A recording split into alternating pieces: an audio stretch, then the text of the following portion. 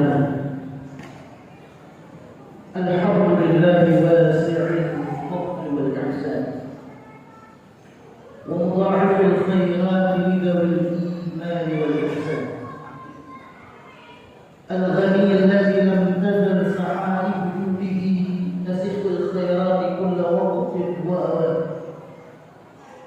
العليم الذي لا يخفى عليه خاتم الجنان الحي القيوم الذي لا تغيب نفقاته بمد الدهور والأزمان الكريم الذي تأذن بالمزيد لذوي الشكر أحمده حمدا يفوق العد والحسبان واشكره شكرا تنال به منه مواهب الرضوان أشهد أن لا إله إلا الله وحده لا شريك له دائم الملك والإحسان ومبرز كل من سواه من العدم إلى الوجدان عالم الظاهر ومن طوى عليه الجنان وأشهد أن سيدنا محمدا عبده ورسوله وخيرته من نوع الإنسان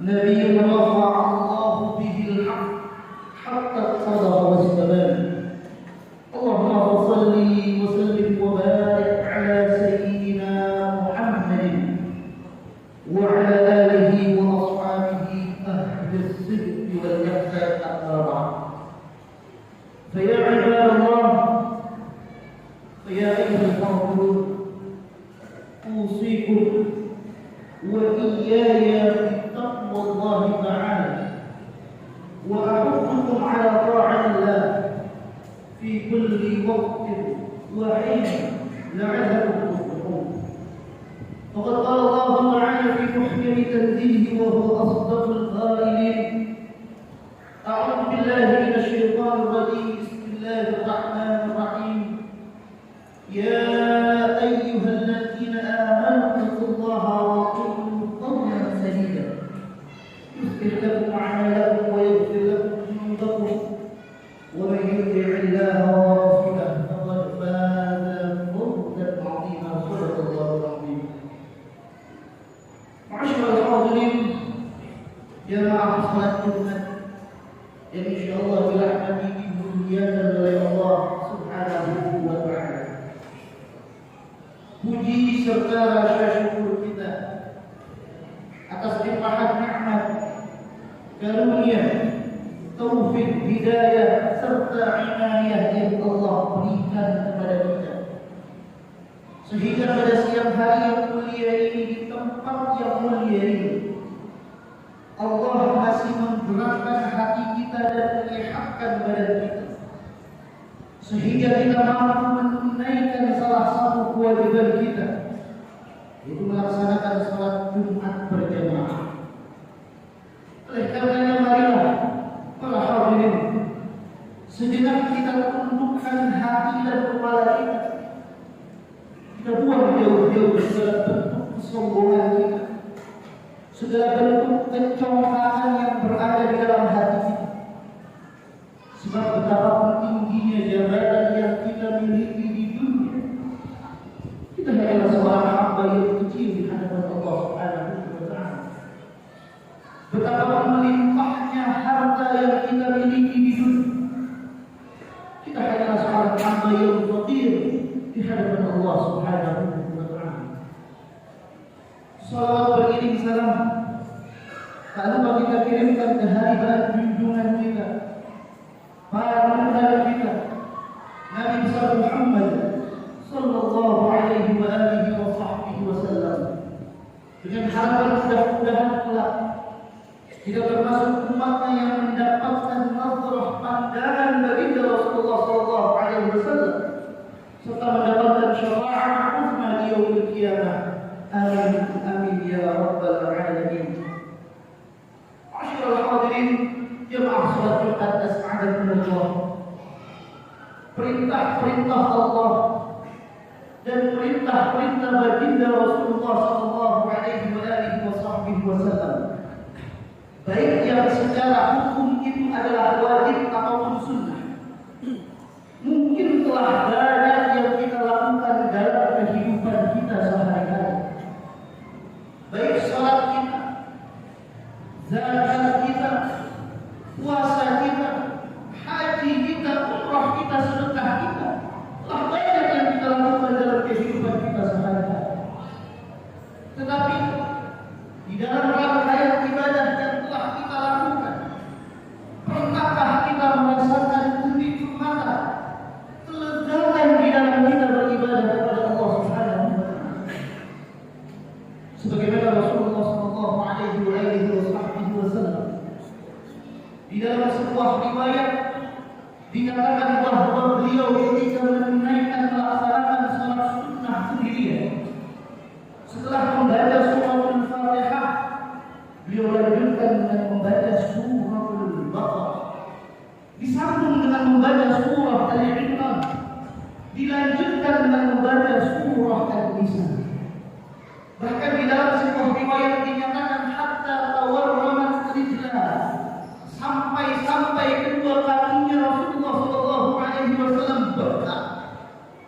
Sungguh ada sesuatu yang dahsyat, ada sesuatu yang luar biasa sehingga rasa lelah, rasa letih yang berada di dalam diri Rasulullah sallallahu alaihi wasallam ketika melaksanakan ibadah hilang begitu saja. Begitupun riwayat dari Sayyidina Ali bin Abi Thalib radhiyallahu anhu, ketika Sayyidina Ali terkena anak panah tersebut hendak dicabut dari tubuh Sayyidina Ali, beliau merasa kesakitan. Akan tetapi ketika beliau dalam keadaan salat, anak panah tersebut dicabut dari tubuh beliau, dan setelah salat beliau bertanya, apakah anak panah tersebut sudah dicabut dari diriku? Sungguh ada sesuatu yang dahsyat dan luar biasa sehingga rasa sakit yang dirasakan oleh Sayyidina Ali radhiyallahu anhu hilang begitu saja ketika beliau sudah melaksanakan ibadah kepada Allah Subhanahu wa taala. Inilah yang dinamakan dengan lezzatul ibadah, kenikmatan, kelezatan ketika kita sedang beribadah kepada Allah Subhanahu wa taala. Yang dikatakan oleh Hujjatul Islam Abu Hamid Muhammad bin Muhammad Al-Ghazali sebagai hadrah ilahiyah. Kita dapat menghadirkan Allah Subhanahu wa taala di dalam diri kita. Dan beliau mengatakan bahwa seseorang tidak akan mencapai maqam hadrah ilahiyah kecuali orang tersebut telah melakukan 4 tahapan pensucian. Tahapan pertama, agar kita dapat merasakan nikmat dan lezatnya ibadah kita kepada Allah Subhanahu wa taala adalah tathhirul jasad, mensucikan jasad kita. Dari apa kita sucikan? Anil najasati wal ahdath, dari segala bentuk najis dan segala bentuk hadath. Seseorang yang ingin merasakan nikmatnya beribadah kepada Allah Subhanahu wa taala, tahapan yang pertama yang harus dia perhatikan adalah bagaimana cara dia bertohar, bagaimana cara dia bersuci, bagaimana cara dia wudu dengan baik sesuai dengan tuntunan syariat agama Islam. Ma'asyiral hadirin as'adakumullah, termasuk daripada mensucikan jasad kita adalah memastikan bahwa tidak ada satupun apa-apa yang diharamkan oleh Allah Subhanahu wa taala dan Rasul masuk ke dalam tubuh kita. Karena Rasulullah sallallahu alaihi wasallam pernah bersabda kepada Sayyidina Ali bin Abi Thalib, "Ya Ali, wahai Ali, man akala syubhata faqad istabaha dinu." Barang siapa yang memakan makanan atau minuman yang syubhat, yang belum jelas halal atau haramnya, maka akan remang-remang pandangan batinnya kepada Allah Subhanahu wa taala. Orang yang secara sengaja memakan atau meminum apa-apa yang diharamkan oleh Allah dan Rasul, maka secara otomatis orang tersebut telah memutuskan koneksi batinnya kepada Allah Subhanahu wa taala. Jika diibaratkan sebuah kendaraan, sehebat apapun mesin yang membekali kendaraan tersebut, apabila kendaraan tersebut diisi dengan bahan bakar yang jelek atau oplosan, maka kendaraan tersebut tidak bisa beroperasi dengan maksimal, bahkan tidak bisa beroperasi sama sekali. Masyaallah hadirin as'adakumullah. Oleh karenanya Al-Imam At-Tusturi, murid daripada Al-Imam Sufyan Ats-Tsauri, pernah mengatakan, innama hujibatin nasu 'anil usul bisyai'ain.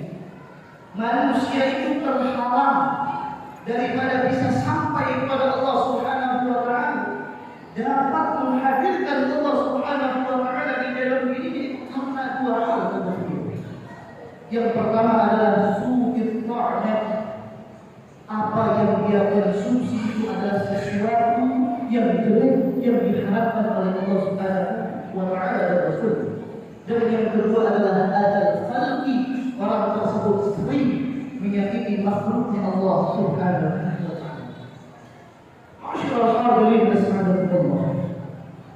Setelah orang tersebut mampu untuk mensucikan jasadnya dari najis dan hadas, maka tahapan berikutnya yang harus dia lewati adalah tathhirul arkan, mensucikan anggota tubuhnya, mensucikan telinganya, mensucikan mata, mensucikan lisan, mensucikan tangan dan kaki dari anil jaraim, dari segala bentuk kriminalitas.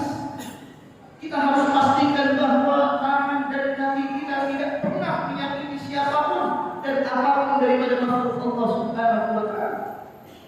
Karena tidak ada satupun riwayat yang mengatakan bahwa Rasulullah SAW pernah memukul atau menendang makhluknya Allah Subhanahu wa taala kecuali di dalam perang. Oleh karena itu kita pastikan bahwa mata kita, telinga kita, lisan kita, kaki dan juga tangan kita hanya melakukan apa-apa yang diridhoi oleh Allah Subhanahu wa taala dan Rasulnya. Masyaallah hadirin rahimakumullah. Setelah dia mampu untuk mensucikan jasadnya, mensucikan anggota tubuhnya, barulah naik ke tahapan berikutnya agar kita dapat beribadah dan merasakan nikmat ibadah kita kepada Allah Subhanahu wa taala adalah dengan cara tathhirul qalbi, mensucikan hati kita. Disucikan dari apa hati kita? Dibersihkan dari apa hati kita? Anil akhlaqil madhmumati, dari segala bentuk akhlak-akhlak yang tercela penyakit-penyakit hati. Kita harus berani dan mau mengatakan bahwa diri kita adalah diri yang sombong. Hati kita adalah hati yang penuh dengan rasa dengki, iri dan juga riya. Diri kita adalah orang yang bakhil, yang pelit kepada orang lain. Agar apa? Agar lebih mudah bagi kita untuk membersihkan kotoran-kotoran yang berada di dalam hati kita berupa penyakit-penyakit hati, yaitu akhlakul madhmumah, akhlak-akhlak yang tercela yang dibenci oleh Allah Subhanahu wa taala. Al-Imam Abu Yazid Al-Bustami, salah seorang alim dari kalangan tabi'in, beliau pernah mengatakan, apabila seorang wanita tidak diperkenankan untuk menghadap Allah Subhanahu wa taala ketika dalam keadaan haid karena ada najis di tubuhnya, maka bagaimana dengan kita? Maka bagaimana kita yang hati kita masih ada penyakit hati, masih ada kotoran-kotoran hati? Apakah Allah perkenankan kita untuk menghadap Allah Subhanahu wa taala? Dan apakah Allah mau hadir di dalam hati kita ketika kita beribadah kepada Allah Subhanahu wa taala? Masyaallah hadirin rahimakumullah. Dan yang terakhir, agar kita dapat beribadah dengan nikmat adalah tathhirus sir, mensucikan batin kita. Disucikan dari apa batin? Amma siwallah, dari segala apapun kecuali Allah Subhanahu wa taala. Cara yang paling efektif agar batin kita selalu ingat kepada Allah Subhanahu wa taala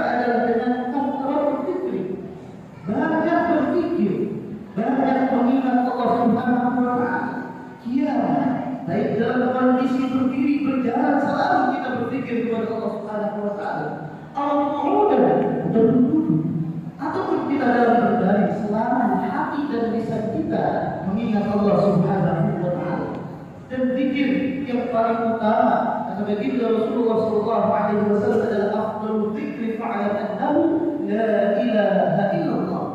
Sebaik-baiknya zikir kepada Allah Subhanahu wa Ta'ala adalah kalimat tauhid, la ilaha illallah, tidak ada Tuhan selain Allah Subhanahu wa Ta'ala.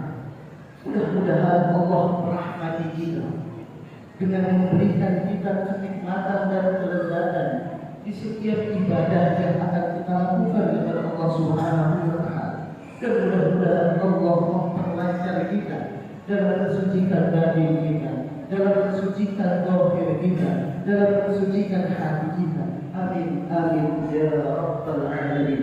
Barakallahu li wa lakum fil Qur'anil karim. ونفعني وإياكم بما فيه من الآيات والذكر الحكيم وتقبل مني ومنكم تلاوته إنه هو السميع العليم واستغفر الله لي ولكم ولسائر المسلمين والمسلمات والمؤمنين والمؤمنات فاستغفروه إنه هو الغفور الرحيم. اللهم صل على سيدنا وحبيبنا وشفيعنا